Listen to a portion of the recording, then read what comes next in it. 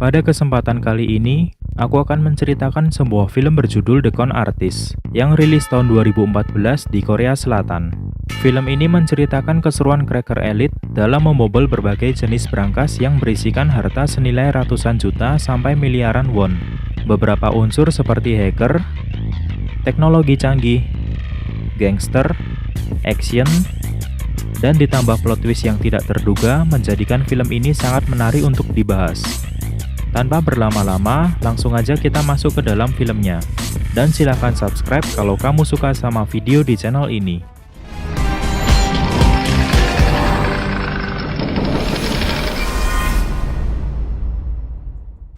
Aktor utama di film ini adalah Kim Woo Bin yang berperan sebagai Ji Hyuk. Selain sebagai cracker elit, dia juga ahli dalam membuat tiruan suatu benda. Sempat dia bisa menjual patung antik berbentuk unik yang tidak lain adalah hasil replika buatannya dengan harga sekitar 500 juta won di suatu lelangan. Lalu adegan berpindah ke seorang detektif bernama Gong. Dia sedang menangani kasus kejahatan bos gangster yang bernama Presdir Cho. Awalnya dia sudah mendapatkan titik terang karena ada informan yang tidak lain adalah mantan akuntan Presdir Cho akan mengungkap kejahatan bosnya tersebut. Tapi sayang sekali, dalam perjalanan dia diculik oleh anak buah Presdir Cho dan akhirnya dikubur hidup-hidup di dalam semen. Kembali lagi ke Ji Hyuk, dia berhasil membuat uang tiruan yang sangat persis dengan uang aslinya. Tapi uang tersebut lemah dengan alkohol karena masalah perekatan tinta. Dan dia berkata kepada Go-in teman satu timnya, bahwa uang tersebut bisa menjadi keuntungan. Ya mungkin kalau uang tersebut bisa digunakan, dia akan tajir banget karena bisa memproduksi uangnya sendiri. Suatu hari, Ji Hyuk mendatangi galeri milik seorang wanita bernama Yuna. Tidak lain adalah untuk berinvestasi, dan dia juga ingin menaruh lukisan wanita yang dia cintai di galeri tersebut. Tidak tanggung-tanggung, dia akan investasi sampai 1 miliar won. Kelihatannya mungkin cukup aneh kenapa dia menginvestasikan uangnya di tempat tersebut. Tapi tunggu aja karena nanti akan terjawab kok. Walaupun begitu, sebenarnya dia belum memiliki banyak uang dan dia sedang merencanakan suatu kejahatan untuk menghasilkan uang. Tapi dia membutuhkan seorang hacker untuk membantu aksinya. Dan terpilihlah Jong Bae, seorang hacker profesional namun reputasinya buruk karena ada rumor beredar bahwa dia dulu pernah mengkhianati rekannya. Namun, Ji Hyuk tetap percaya untuk merekrutnya. Setelah itu, dia juga menyewa gudang besar untuk dijadikan markas kepada seseorang bernama Turbo. Ternyata kejahatan yang dia maksud adalah mencuri toko perhiasan. Tetapi sebelum itu, mereka melakukan perencanaan terlebih dahulu. Mulai dari pemetaan, survei lokasi sekitar, menyadap CCTV, cara mengelabui polisi, dan lain-lainnya. Namun mereka masih belum menemukan cara untuk masuk ke ruangan VIP toko perhiasan. Tidak lain adalah untuk mengetahui jenis brankas apa yang digunakan. Karena setiap brankas perlakuannya berbeda-beda. Dan Ji Hyuk sebagai cracker elit juga harus mengetahuinya terlebih dahulu. Kita kembali dulu ke Presdir Cho. Ternyata dia memiliki pekerjaan yang sama dengan Ji Hyuk, yaitu sebagai pencuri. Tapi dengan skala yang lebih besar dan dia juga memiliki banyak anak buah. Namun dia sedang dalam masalah karena dia kesulitan mencari cracker elit untuk menjalankan proyek besarnya. Suatu hari, Ji Hyuk bertemu dengan Yuna di sebuah restoran. Di sini dia melihat Yuna menggunakan berlian, dan dia tahu bahwa itu adalah berlian Yujin biru dari permaisuri Napoleon III yang sangat mahal harganya. Dan ternyata itu adalah kalung peninggalan ayahnya.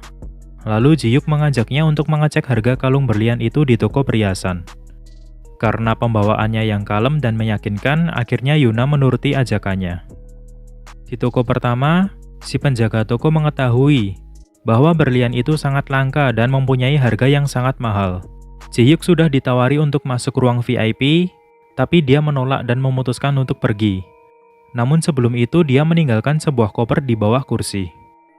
Di toko kedua, dia juga ditawari untuk masuk ruang VIP dan kali ini dia menerimanya.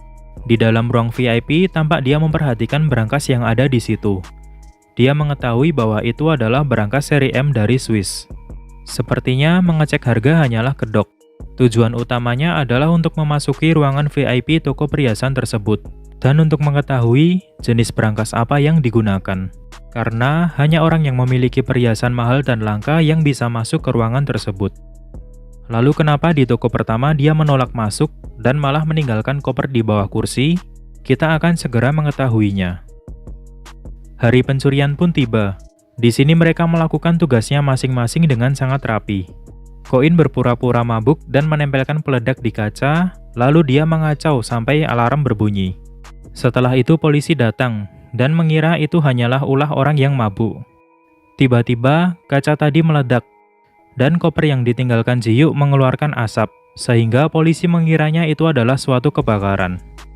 Ternyata toko pertama yang ditaruh koper tadi bukan yang akan dicuri, melainkan hanya sebagai pancingan untuk polisi, agar mereka bisa lebih leluasa mencuri di toko yang lain, yaitu toko kedua yang Ji-hyuk datangi. Cerdik banget sih ini. Dengan peralatan yang super canggih, Ji-hyuk dan Go-in bisa masuk ke ruangan VIP tadi dan melancarkan aksinya sebagai cracker elit. Sedangkan Jong-bae mengawasi di luar. Berbekal kemampuannya yang mumpuni, bukan hal sulit untuk bisa membobol brankas tersebut. Akhirnya, berlian dengan nilai ratusan juta bisa mereka angkut pulang. Sayang sekali, mereka berurusan dengan orang yang salah. Ternyata toko perhiasan tadi masih berhubungan dengan bos gangster yaitu Presdircho. Tapi di sini Presdircho tidak marah, melainkan dia kagum dengan cracker elit yang bisa mengelabui polisi dan membobol brankas dengan sangat cepat. Tanpa pikir panjang, Presdircho mengutus anak buahnya untuk mencari tahu siapa cracker elit tersebut. Singkat cerita, Presdircho sudah mengetahui markas Ji-hyuk dan langsung mendatanginya untuk mengajak kerjasama. Tapi bukan dengan cara yang baik-baik tentunya. Tahu sendirilah kelakuan gangster seperti apa. Ji-hyuk yang datang terlambat mendapati teman-temannya sedang disandra, dan dia mencoba melakukan perlawanan. Namun sia-sia karena dia ini sebenarnya nggak jago bela diri. Lalu, Presdircho menawarkan kerjasama tersebut dan langsung ditolak oleh Ji-hyuk, sampai akhirnya mereka dikurung di suatu ruangan. Setelah beberapa waktu, Presdircho memanggil mereka dan kembali menawarkan kerjasama. Tapi kali ini disertai dengan ancaman, bahwa kalau mereka menolak, maka akan berakhir seperti mantan akuntannya yang dikubur hidup-hidup di dalam semen. Selain itu, dia juga memberi tawaran yang menggiurkan, yaitu pencurian uang senilai 150 miliar won. Uang tersebut adalah hasil pencucian uang oleh pemerintah yang disimpan dalam suatu gudang di Bea Cukai Incheon. Namun pencurian itu tidak akan mudah tentunya, karena tempat itu dilengkapi dengan keamanan terketat di Asia. Ditambah lagi, proyek besar ini harus segera dieksekusi sebelum uang dipindahkan. Dan karena tawarannya cukup menarik, akhirnya Ji-hyuk menerimanya. Di samping itu, Presdircho mengetahui bahwa Jong-bae ini tidak setia, karena dia mendengar rumor bahwa Jong-bae ini pernah mengkhianati rekannya. Dan akhirnya mengajak Jong-bae untuk berada di sisinya dan mengkhianati teman-temannya. Tentunya dengan iming-iming uang yang berlimpah.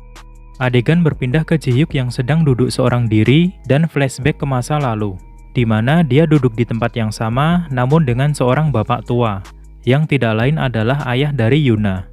Di sini ayah Yuna berkata, tidak ada sukses terakhir bagi seorang pencuri. Pencuri tetaplah pencuri.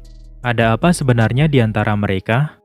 Keesokan harinya, dia bertemu dengan Yuna dan membahas tentang investasinya di galeri yang tadi sempat kita bahas di awal film. Jadi investasinya ini akan digunakan untuk bermitra dengan Museum Belita di Abu Dhabi, yang akan memperkenalkan seniman dari setiap negara. Kembali lagi ke rencana pencurian uang senilai 150 miliar won, beberapa strategi sudah mereka susun. Go-in membuat bom untuk nantinya diledakkan di area Bea Cukai. Tujuannya untuk memancing perhatian penjaga agar Ji-hyuk bisa membobol brankas dengan tanpa gangguan. Jong-bae mempersiapkan alat yang dipasang ke server Bea Cukai, agar nantinya dia bisa membajak sistem di Bea Cukai, jadi dia akan membuat seolah-olah ada kesalahan sistem, dan terpaksa pihak Bea Cukai akan mematikan serta mereset sistem, sehingga otomatis akan mematikan kamera pengawas CCTV dan sensor laser yang ada di gudang brankas. Tapi mereka hanya punya waktu 45 menit sampai sistem di Bea Cukai hidup kembali. Sedangkan Ji-hyuk masih fokus berlatih membuka brankas seri L dari Israel yang ada di gudang tersebut. Setelah itu, adegan memperlihatkan anak buah Presdircho menyodorkan sebuah kertas kepada bosnya tersebut. Tidak lain adalah fakta mengenai data pribadi Ji-hyuk. Dan di sini Presdircho mulai sadar bahwa Ji-hyuk mempunyai hubungan dengan ayah Yuna. Terlepas dari rencana pencurian berskala besar tadi, tampaknya ada sesuatu di balik Ji-hyuk, Presdircho, serta ayah Yuna. Suatu hari, Ji-hyuk dan Yuna bertemu dan terlibat obrolan. Di sini, Ji-hyuk memberitahu bahwa selama ini ayah Yuna yang dipercaya meninggal akibat kecelakaan, sebenarnya meninggal karena dibunuh.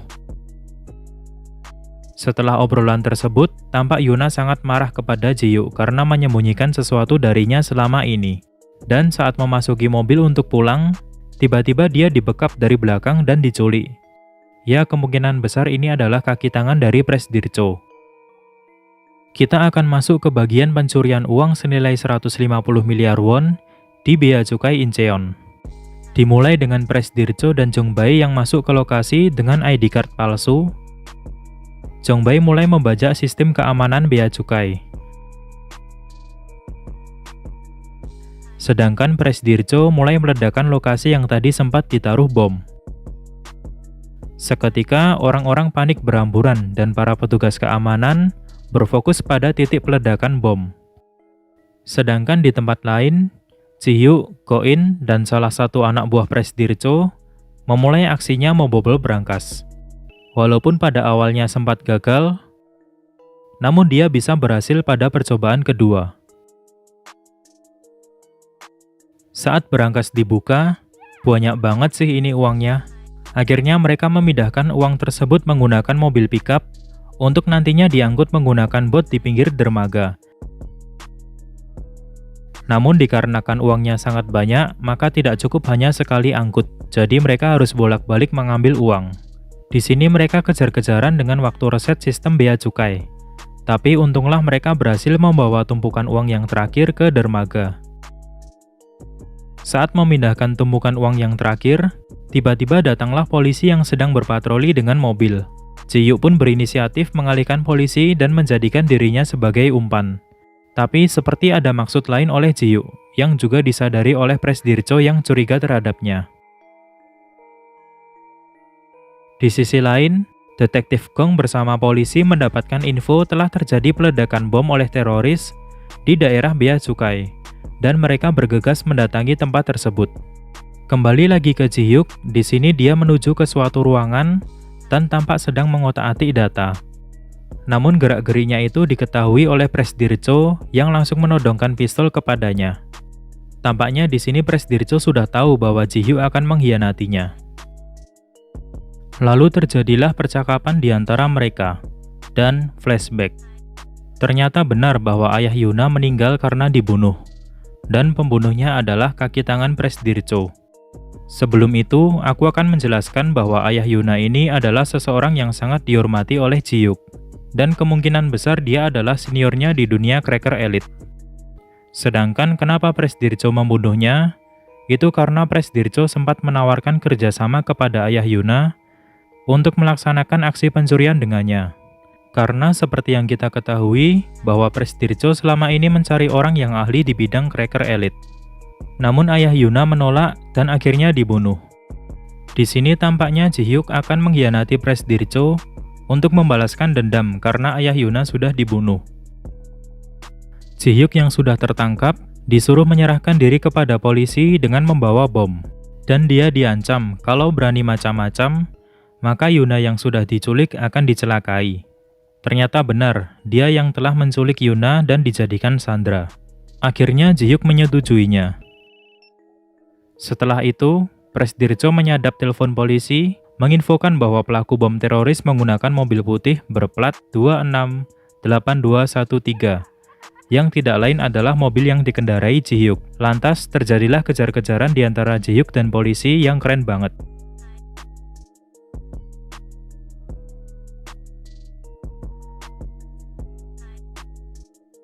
Akhirnya Ji-hyuk berhenti di pinggiran dermaga dengan membawa koper. Polisi tidak berani menangkapnya karena tahu isi koper tersebut adalah bom. Ji-hyuk memanfaatkan kesempatan ini untuk kabur dengan melompat ke air.